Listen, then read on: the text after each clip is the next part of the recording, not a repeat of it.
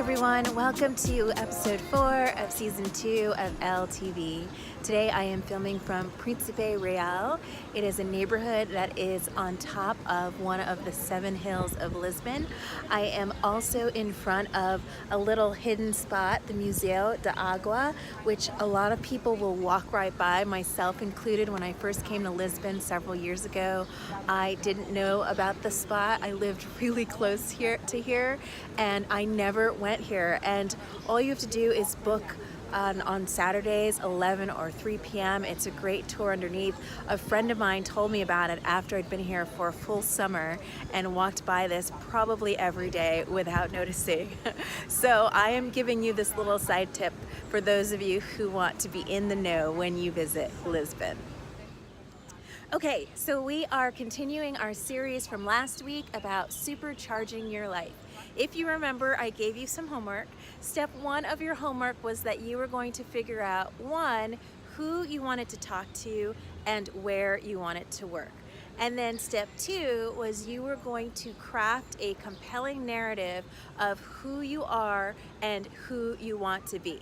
So I'm going to assume that those steps are taken care of, and we're going to continue on. Today I am going to give you 3 more steps.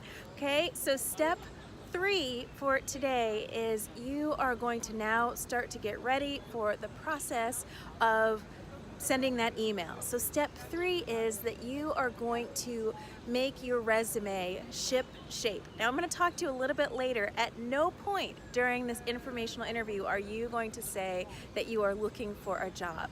The purpose of an informational interview is for you to gather information and to network, to add to your growing network of people who may be able to help you in the future.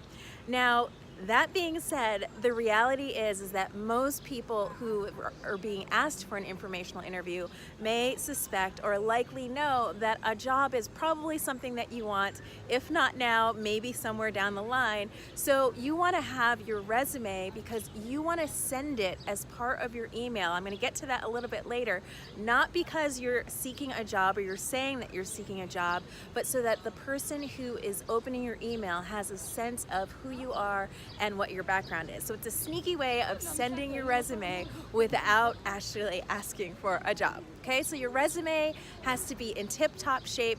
There are a million people out there who can help you with your resume, so I'm not going to go through that now. All I will say about crafting a beautiful resume is that it should not just be a listing of bullet points.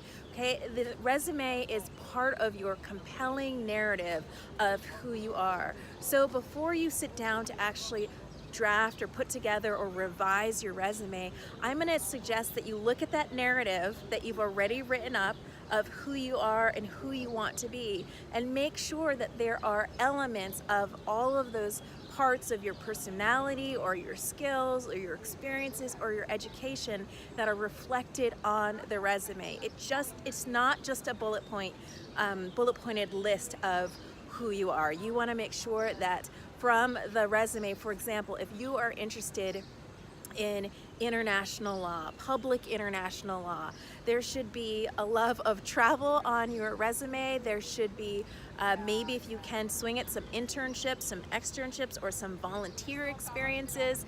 Basically, you want to back up the story that you have crafted for yourself and that you are going to be selling to someone else.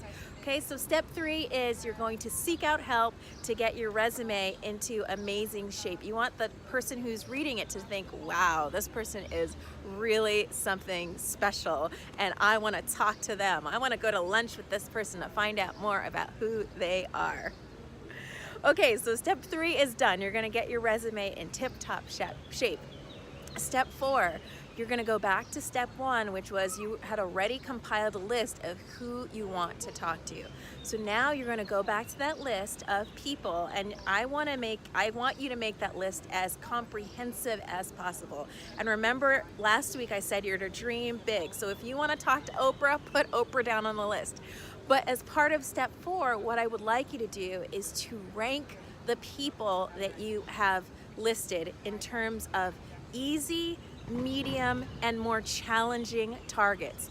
Who, if you sent the email to tomorrow, would respond immediately?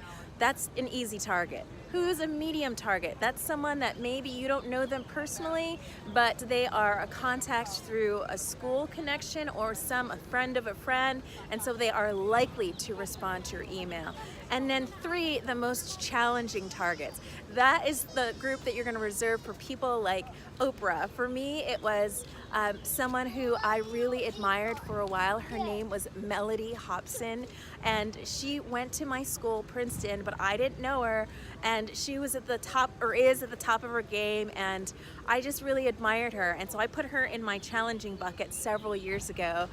So come up with a list for yourself and rank those people. Now, I'm not going to tell you which order you should write to these people in, but obviously an easier target is going to be easy, low-hanging fruit. So you might want to start with them and practice on them, right? Send the email and get an informational interview with someone who you know will answer your email, and practice, because practice makes perfect. I am really good at informational interviews, not because I'm a law professor, not because I went to law school, not because I like talking, but because I practiced. I was a fundraiser for Stanford Law School for 4 years. During those 4 years, I met in person with individuals 10 to 15 times per month. Now, as a fundraiser, obviously, yes, you're asking for money, but a lot of your job is listening. So you become really good at listening to people. You become really good at reading people, at picking up cues. There are cues that are verbal, but there are a lot of nonverbal cues that you have to practice in order to get good at.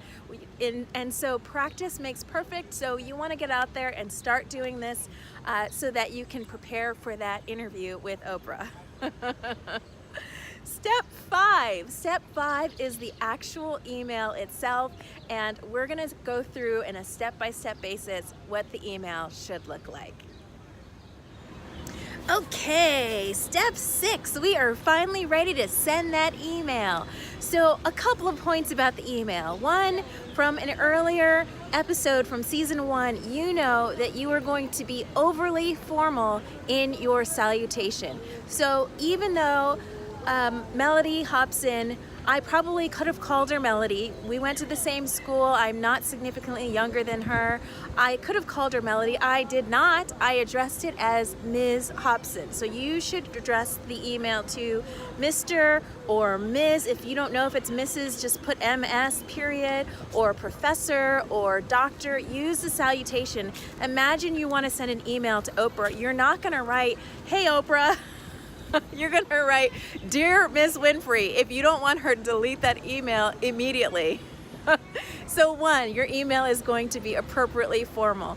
2, your email is going to be short, sweet, and to the point. You are going to get to the point quickly. The subject line is, you could put in the subject line, "request for informational interview," and then in the email itself, you're going to say what you want and your connection. So you've addressed it first, "Dear Miss Winfrey," and then you talk about how you know her. We met when I was doing an internship at your TV show, and you suggested that I write to you. That would be a dream, so that's probably not happening. But the first line should be how you know the person.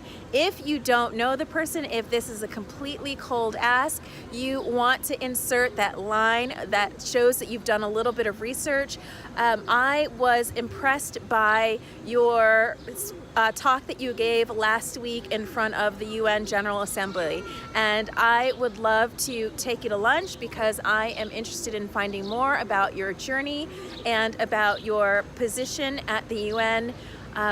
Whatever it is that you want to come up with, it's part of the research that you've already conducted. You want to show the person that you've done your research, okay? And then you want to invite them to lunch or coffee, and then you want to acknowledge that they are very busy and that you will not be planning to take up a ton of their time. I know that you are very, very busy, and I promise to respect your time. And then 4, you want to allude to the resume that you are going to include as an attachment. So you will say, or you can say something along the lines of, "I have included a copy of my resume just so that you have a sense of my background." Now, we talked about this earlier. Really, you are doing that is a kind of sneaky way of getting your resume in there, but you also want the person to respond to you, and you're more likely to get a response if you include a resume and they kind of have a sense of who you are, and again, that resume is already amazing. So all of these elements, keeping it short, being appropriately formal, saying what you want up front, and then including your background and an appropriate ask. I'd love to take you to lunch or coffee. All of these are the elements of a good email. Okay, so that's it for this week, but we are not done. I am going to talk next week about follow-up steps for that email, and then also we're going to be talking about the interview itself. So what happens when Oprah writes you back? After you have your moment of jumping up and down, what are you going to do next? Because believe me, after you get that response back from your challenging or even your medium targets, you're going to feel this sense of excitement, and then that's going to be quickly replaced by fear. So you want to be ready to go, and I'm going to help you with that. I will see you next week.